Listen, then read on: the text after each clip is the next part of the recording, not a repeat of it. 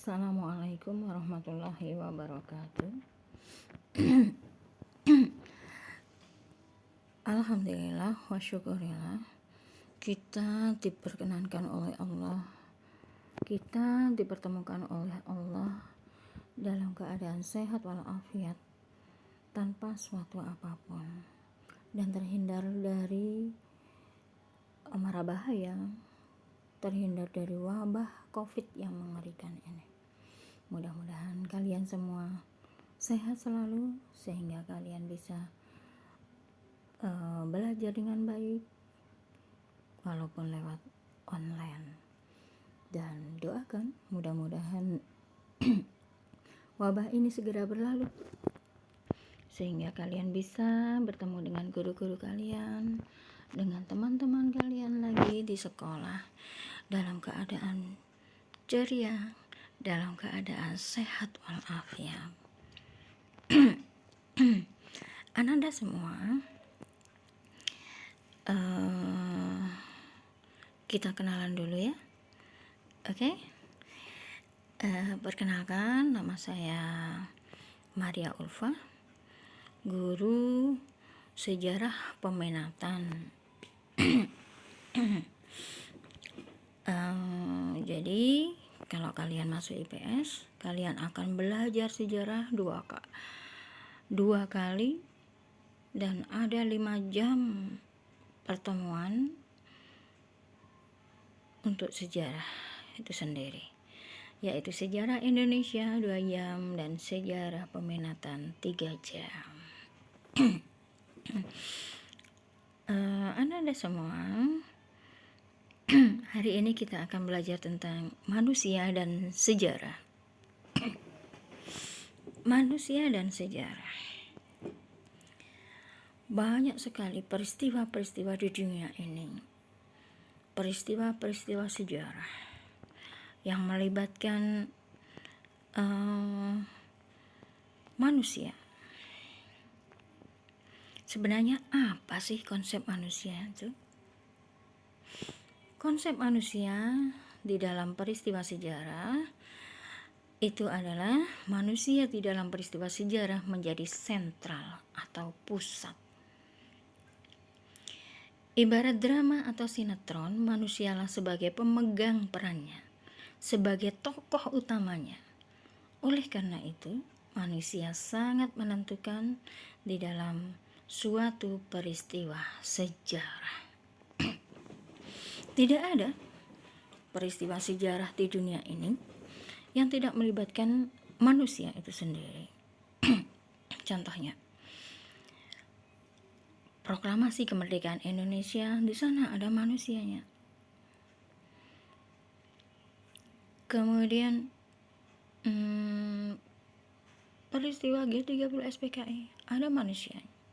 Peristiwa 10 September ada manusianya. Kemudian peristiwa-peristiwa di dunia lain seperti perang dunia 1 dan 2 melibatkan manusia. Kemudian revolusi Perancis, revolusi Inggris, revolusi Cina, dan lain sebagainya, semuanya melibatkan manusia. Siapa sih manusia itu?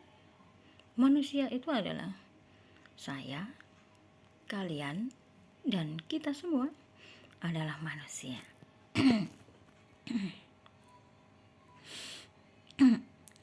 Kemudian, bagaimana dengan konsep ruang dan waktu di dalam sejarah itu sendiri? Konsep ruang adalah tempat terjadinya suatu peristiwa atau cakupan pembahasan. Maksudnya, ruang itu sendiri adalah tempat terjadinya suatu peristiwa. Sebuah peristiwa pasti akan menempati sebuah ruang, menempati sebuah tempat tertentu di dunia ini. Contohnya, peristiwa proklamasi kemerdekaan Indonesia. Kalau kalian ditanya, di mana proklamasi kemerdekaan Indonesia dibacakan? kalian pasti akan sepakat dan langsung menjawab. Di rumahnya Insinyur Soekarno, Bu, di Jalan Bagangsaan Timur nomor 56 Jakarta. Atau peristiwa lain. Di manakah terjadinya peristiwa perobekan bendera?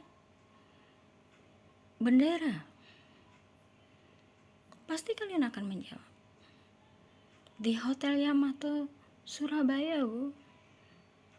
Di manakah peristiwa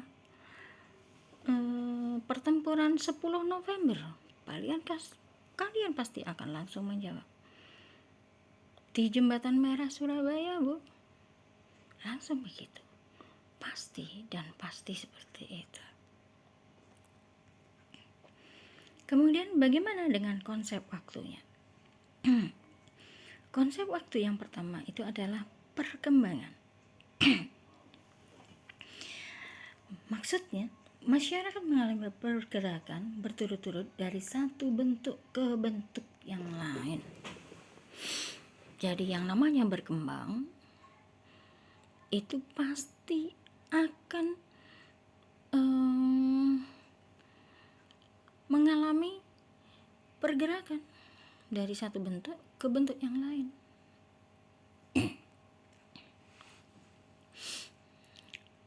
Contohnya, dari masyarakat yang dulunya primitif, sekarang menjadi masyarakat yang penuh dengan modern, bahkan lebih canggih dari itu. Kemudian yang kedua, konsep waktu adalah kesinambungan. Masyarakat tetap mengadopsi lembaga dan kebiasaan lama. Maksudnya adalah masyarakat akan tetap mempertahankan norma-norma, adat istiadat yang sudah lama ada di Indonesia ini dengan sepenuh hati, tanpa terpengaruh oleh budaya barat. Yang ketiga adalah pengulangan peristiwa pada masa lalu terjadi lagi. Maksudnya adalah peristiwa pada masa lalu itu akan terjadi lagi. Coba ingat-ingat. Peristiwa apa? Peristiwa unjuk rasa, kemudian demonstrasi pada tahun 1966. Demonstrasi itu sudah ada, unjuk rasa itu pun juga sudah ada yang dilakukan oleh mahasiswa, sampai sekarang pun juga masih ada, gitu ya. Dan yang keempat adalah perubahan. Masyarakat mengalami pergeseran dan perkembangan. Jadi, perubahan itu adalah mengalami pergeseran dan perkembangan, baik itu menjadi baik, menjadi lebih baik lagi, atau menjadi sangat baik,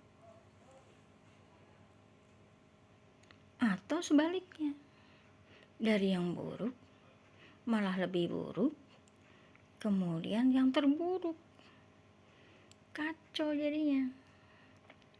Nah, sebagaimana kita sendiri, kalau kita menginginkan adanya perubahan di dalam diri kita, dari SMP ke SMA, kalau SMP-nya dulu nakal, atau kalau dari dulu SMP-nya males-malesan belajar, ya kalau di SMA harus berubah dong.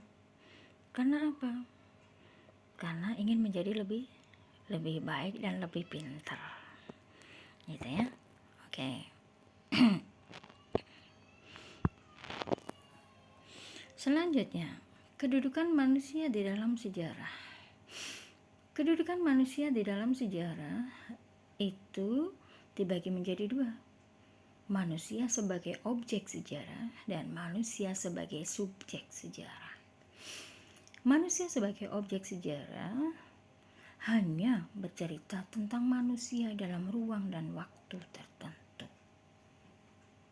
Seperti tadi saya contohkan, dalam ruang dan waktu tertentu. Contohnya,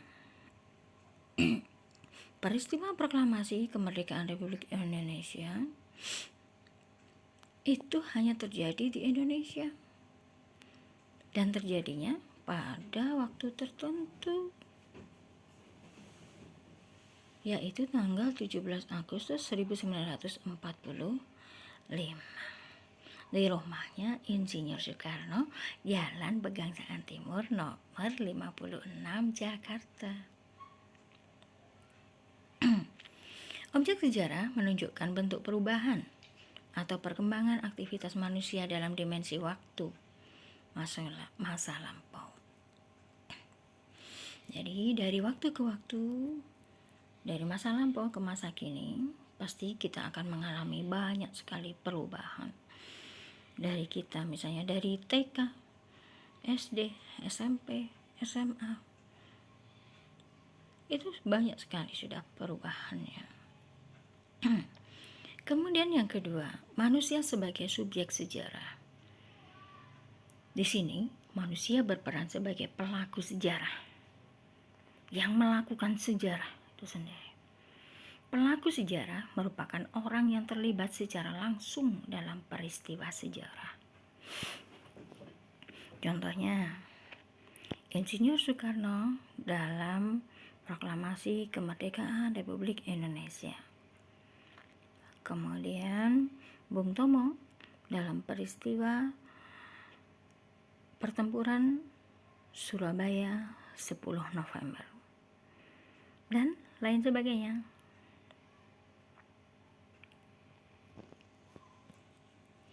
Kemudian konsep perubahan dan keberlanjutan itu sendiri bagaimana? Kehidupan manusia diwarnai dengan dua macam, yaitu perubahan dan keberlanjutan. Perubahan merupakan ketidaksamaan suatu keadaan dengan keadaan lainnya dari waktu ke waktu. Jadi dari baik menjadi lebih baik, atau menjadi sangat baik, atau sebaliknya, dari buruk menjadi sangat buruk, menjadi buruk menjadi sangat buruk, atau sebaliknya, dari buruk ke baik. Keberlanjutan merupakan perwujudan dari proses perkembangan kehidupan masyarakat yang terus berlanjut meskipun situasi dan kondisi berubah. Jadi secara terus-menerus dijaga norma-norma, adab-adabnya, sopan santunnya, kemudian adat istiadatnya tanpa terpengaruh oleh pengaruh barat atau asing. Perubahan dalam kehidupan manusia disebabkan oleh faktor-faktor tertentu. Ada 3 faktor yang mempengaruhi perubahan tersebut. Apa saja itu? Masa lalu, masa sekarang, dan masa yang akan datang. Jadi, masa lalu seseorang itu akan berpengaruh pada kehidupan seseorang. Begitu pula dengan masa sekarang. Apalagi masa yang akan datang akan berpengaruh sekali.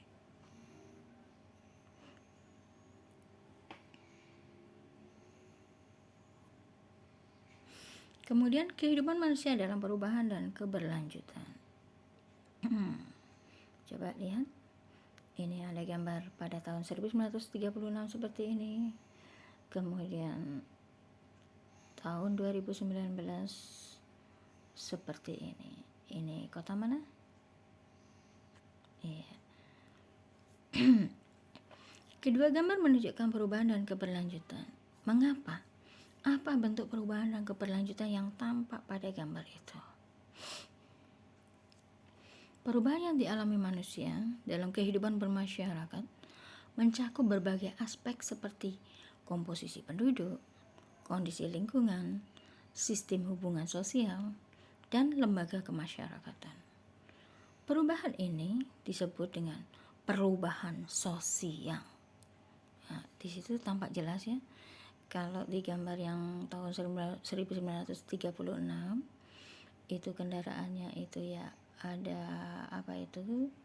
Ada dokar, kemudian ada beca gitu ya. Kemudian lebih apa ya? Situasinya lebih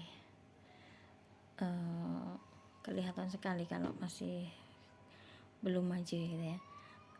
Tetapi pada yang tahun 2019 kelihatan lebih rapi, lebih teratur gitu ya.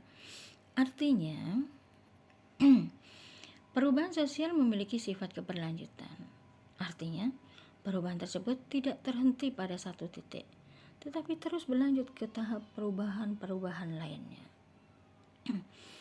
Coba sekarang kalian perhatikan di sekitar kalian saja, di sekitar sekolah kita aja.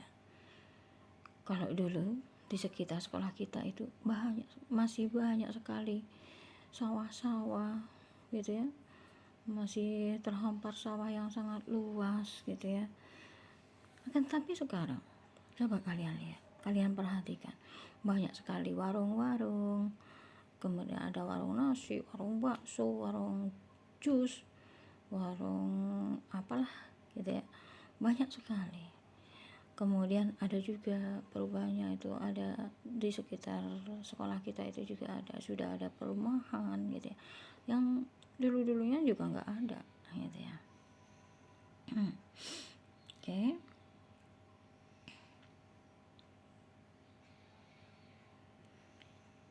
Kemudian bagaimana dengan peristiwa sejarah itu sendiri? Peristiwa sejarah adalah suatu peristiwa penting dalam kehidupan manusia yang terjadi pada masa lalu. Peristiwa sejarah adalah suatu peristiwa penting dalam kehidupan manusia yang terjadi masa lalu. Contohnya apa? Proklamasi kemerdekaan Republik Indonesia menjadi sebuah peristiwa penting dalam kehidupan berbangsa dan bernegara bagi kita. Kenapa? Kalau tidak diproklamasikan, negara kita tidak merdeka. Kita tidak bisa menjalani hidup seperti sekarang ini. Itulah pentingnya suatu peristiwa masa lalu. Pada dasarnya, peristiwa sejarah telah lenyap di telan waktu. Meskipun demikian, kisah atau ceritanya dapat terus dikenang. Kondisi ini memunculkan konsep sejarah sebagai kisah. Gitu ya. Jadi peristiwa proklamasi kemerdekaan Indonesia, peristiwa Rengas Dengklok, dan lain sebagainya memang sudah hilang di telan waktu. Akan tetapi kisah dan ceritanya masih bisa kita kenang sampai sekarang. Peristiwa sejarah dipengaruhi oleh subjektivitas akibat faktor berikut. Yang pertama adalah kepentingan. Ada kepentingan-kepentingan tertentu yang mempengaruhi itu. Kepentingan penguasa dan lain sebagainya. Kemudian kelompok sosial budaya. Ini juga mempengaruhi subjektivitas akibat faktor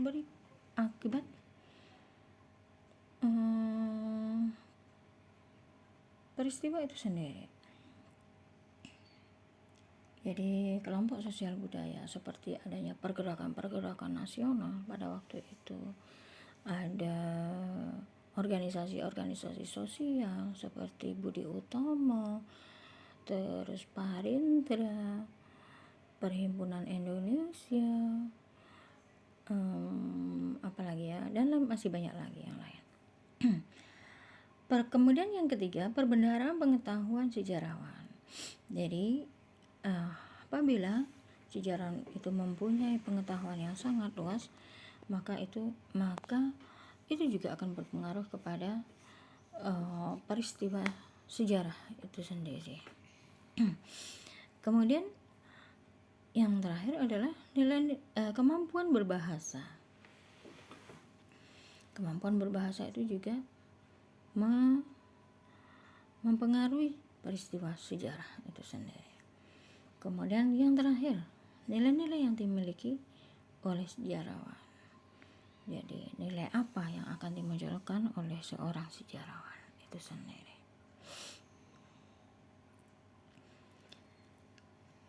Apakah bisa peristiwa masa lalu itu sebagai ramalan sejarah? Coba dijawab, bisa nggak? Peristiwa sejarah itu terjadi pada masa lalu, sudah nggak ada sekarang, dan dapat digunakan sebagai ramalan sejarah. Mengapa peristiwa sejarah dapat dijadikan ramalan sejarah?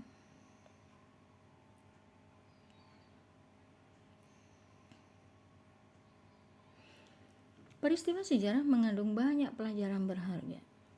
Oleh karena itu, peristiwa sejarah dapat dijadikan pijakan untuk menjalani kehidupan masa kini dan memprediksi masa depan. Itulah yang dimaksud dengan sejarah sebagai ramalan sejarah.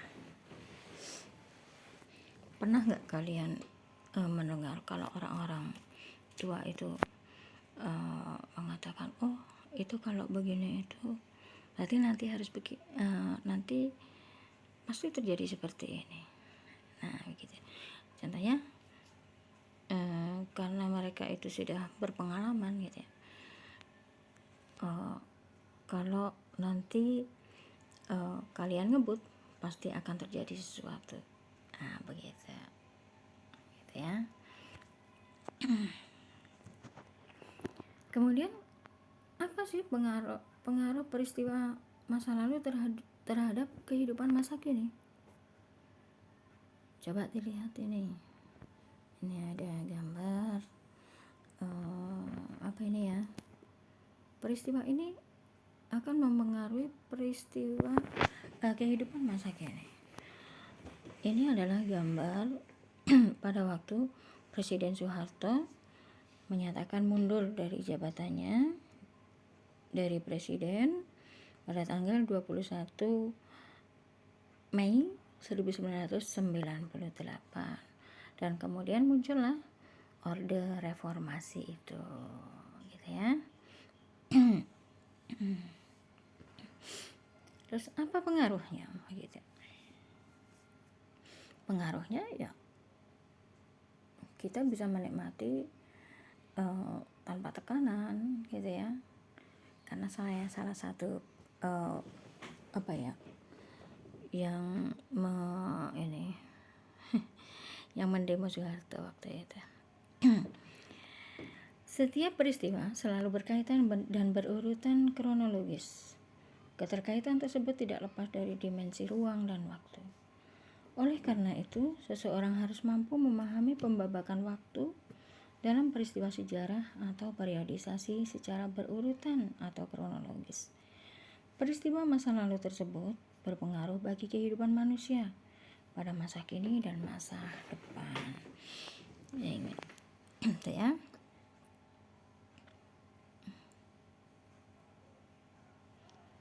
Kemudian nih sekarang tiba waktunya yang terakhir. Setelah kalian memahami tentang konsep manusia, ruang dan waktu dalam sejarah, untuk mengetahui seberapa jauh pemahaman kalian, cobalah kalian jawab pertanyaan berikut ini. Yang pertama, bagaimana keterkaitan antara manusia, ruang, dan waktu? 2. Mengapa waktu begitu penting dalam sejarah? Ketiga, bagaimana keterkaitan antara waktu dan pembabakan sejarah itu sendiri? Saya tunggu jawaban kalian di classroom.